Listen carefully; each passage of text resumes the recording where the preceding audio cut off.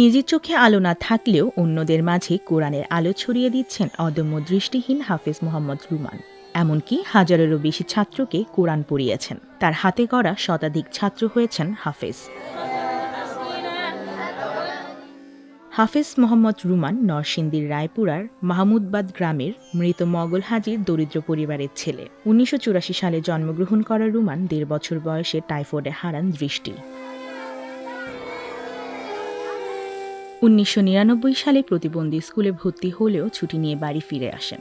বাবার ইচ্ছে পূরণে কোরআন শেখার জন্য ঢাকায় একটি মাদ্রাসায় ভর্তি হন। ব্রেইল পদ্ধতিতে ৩০ পারা কোরআন মুখস্থ করে বিভিন্ন মাদ্রাসায় কম বেতনে চাকরি করেন। চাকরি ছেড়ে রুমান ২০১৬ সালে ভাইদের সহযোগিতায় ১৫% জমিতে গড়ে তোলেন মাহমুদবাদ মগল হাজি ইসলামিয়া মাদ্রাসা ও এতিমখানা। এখানে দৃষ্টিহীন, এতিম, গরিব এবং অসহায় ৫০-এর বেশি ছাত্র পড়াচ্ছেন। তাদের বিনামূল্যে খাবার, নাস্তা এবং জামা কাপড় দেওয়া হয়।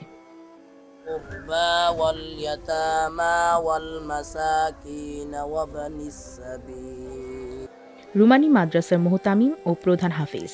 মাদ্রাসায় ৪ জন শিক্ষক, ছাত্রদের মধ্যে ৭ জন অন্ধ। এরই মধ্যে কয়েকজন ছাত্র হাফেজ হয়েছেন। আমার মাধ্যমে হয়তো আল্লাহ তাআলা, আমি তারপরেও হিসাব করি না, তো ২৫ থেকে ৩০ জনের মতো আলহামদুলিল্লাহ আমার এখানে আল্লাহ তাআলা ইয়া করছে। আমার এখানে বলতে আমার কাছে কি, আর এখানে তো আগে যে শিক্ষকতা করছি এখানে দুই জায়গায় মিলাই কি, আর আমাদের স্টুডেন্ট তো ৫০-এর মতো আছে, ৫০ জন। আর হাফেজ এখান থেকে আপনার ৫-৬ জনের মতো হাফেজ আলহামদুলিল্লাহ। আমরা তো হাফেজ হয়ে গেছে অনেকে, আবার এখন বর্তমানে আছে ৪ জন। বিশেষ করে এই প্রতিষ্ঠান দেওয়ার পর থেকে শিক্ষক জীবনে তেমন একটা হয় না, যেহেতু চোখে দেখি না, সেই হিসাবে তো কিছু চলাফেরা অন্য যারা চোখে দেখে তাদের সাথে তো তাল মিলায় চলতে একটু কষ্ট, মোটামুটি কষ্ট হয়। অনেক কাজের মধ্যে একটু কিছু তো ইয়ে হয়, কিন্তু এটা তেমন আলহামদুলিল্লাহ তেমন তাদের সাথে চলা যায় একটু স্বাভাবিক, যেহেতু দেখি না, এটা তো একটু সাধারণ সমস্যা হইব।